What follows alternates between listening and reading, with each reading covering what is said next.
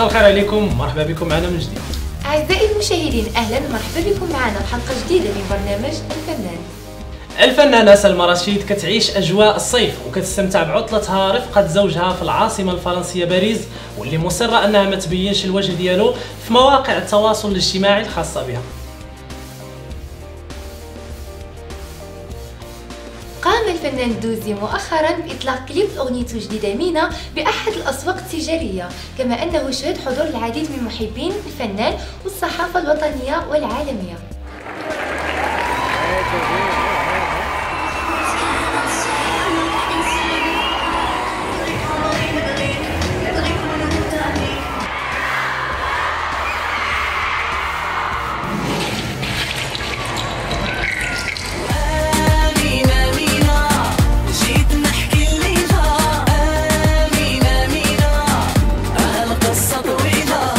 عبرت الفنانة بسمة بوسيل على صفحتها للإنستغرام على الحزن الشديد ديالها بسبب الحكم اللي صدر في حقها، حيث ما التزماتش بالعقد اللي كيجمعها مع إحدى شركات الإنتاج الفني واللي كلفها 4 مليون جنيه مصرية.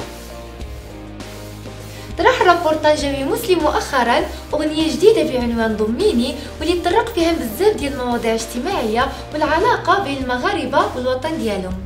ضميني وخبرك حضنك غير ضميني وخبرك. صرحت الفنانة كريمة غيث أنها مضات عقد كبير مع إحدى شركات الإنتاج التلفزي والسينمائي بتركيا، واللي كتوعد من خلاله جمهورها العريض بمفاجآت من العيار الثقيل. أعلن الفنان لاختيست على مسابقة واللي هي عبارة عن قرعة، واللي ربح فيها غيدوم السيمانة معاه في مراكش برفقة شخص واحد من اختيار الفائز. Salut les amis, c'est l'artiste Baby. Je t'invite toi et la personne de ton choix ici à Marrakech pour une semaine de folie avec showcase de l'artiste Baby en privé. ودابا مع فنان اليوم.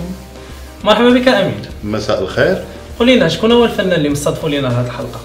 معنا اليوم الفنان المغربي ابن مدينة تطوان معتز أبو الزوز. عقلي فقد عقله، صرت مثل الأبله، أسير بدون اتجاه، أرقص ولا أبالي. من أشهر أعمال الفنان معتز أبو الزوز أعطيناهم دقيقة، صغير، غزالة، وبالطبع آخر الأعمال ديالو عقلي فقد عقله.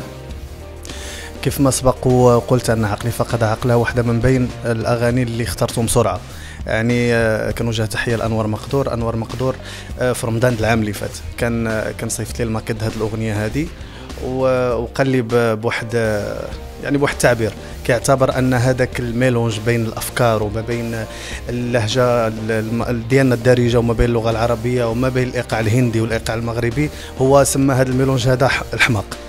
وقال لي معتز، بما ان انا وياه كنتشاوروا بزاف في الاعمال وفي الكلمات وفي الالحان، قال لي معتز تقدر مثلا تسمع هذا العمل هذا وتقول لي شكون هذا الحماق اللي يقدر يغني هذا الحماق هذا بالضبط. وانا سمعته في يعني السمعه الاولى اكتشفت ان هذا العمل فيه شي حاجه جديده ومختلفه، طبعا ماشي مخترع فيها البارود، فيها كلام ولحن وفكره، ولكن فيها شي حاجه اللي باقي ما تعملتش. فقلت له سي انور هذا الحماق هذا غيغنيه هذا الحماق اللي معاك، وهذا الشيء اللي كان اخترت هذيك الاغنيه. وكنوجه تحيه لانس الادريسي، حتى هو اللي وزع الاغنيه وتعاملت معه طبعا في قطع قبل كثيره، غزاله وصغير وفي البوم فصول مسرحيه، ودوزنا للتصوير. كانت الفكره ديالي طبعا بالمساعده مع المديره الاعمال ديالي نسرين ياحي، اللي طبعا صمت الازياء ديال الرقص اللي كانوا عند الراقصين، وحتى اللي لبست انا. صورنا في الغرسه الكبيره، كما كيعرفوا الغرسه الكبيره من اجمل المناطق اللي عندنا العتيقه في المدينه العتيقه في تطوان. وداز التصوير طبعا ماشي سهل اللي انا صورنا، كان الجو بارد وشتوى وشهر جوج، تصوروا نهار ونهار طاح الشتاء، الخير ربي عاود نوقفوا التصوير عاود نكملوا. مر بظروف صعيبه، ولكن استفدت منه بزاف د الحاجات. استفدت كيف المفروض الصبر، كيكون استفدت كيف الانسان خصو يكون مضبوط في المواعيد ديالو دائما، لان التصوير والمسؤوليه ديالو كتعلمك بزاف د الحاجات. كان الاخراج عبد العالي توفيق اللي كنوجه له تحيه، اللي طبعا كانوا عنده افكار كثيره معايا في الكليب، وعبد الله فليكيجو هو المدير التصوير ديال الكليب. وكان بزاف الناس ساعدوني، طبعا ايهاب الغيبه الصديق ديالي طبعا ساكسفونيست، هو كان مشرف فني والدقدق كلا العصا في التصوير. وكنوجه تحيه كاع الناس اللي تعاملوا معايا في الاغنيه، لا من الاوديو ولا من الفيديو. توصل برنامج الفنان بالعديد من الرسائل اللي كتسال عن مصدر تمويل الاعمال الفنيه ديالو. المفروض الفنان كيعمل اغاني وكيعمل مجهود ويصور فيديو كليبات والى اخره، فالمفروض يكون عنده حفلات، يكون عنده مهرجانات. الا ان احنا في واحد الوقت شويه الحال صعب، وكاين يعني كاين ما بين فتره وفتره كاين حفلات، ومن غير هذه الحفلات بعض الفنانين كيشتغلوا في العلب الليليه. انا كنت واحد من هاد الفنانين، لان ما كاين حتى وسيله مساعده في البلاد ديالنا. طبعا الفنان كينتج راسو، كيمول، كيسوق. فالحمد لله خدمت مزيان وعندي حفلات طبعا في المغرب، وكاين برا المغرب، لكن ماشي يعني بكثره.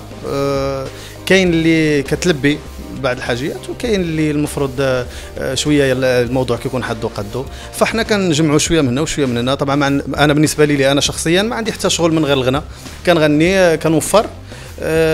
قدرت على شي حاجه انا كنعملها، يعني كنصور كنسوق. ما قدرتش حتى كيكون عندي الامكانيات اللي المفروض نخرج بها للناس، وبالتالي كنصور وكنسجل بهذوك الامكانيات اللي كنقدر عليها.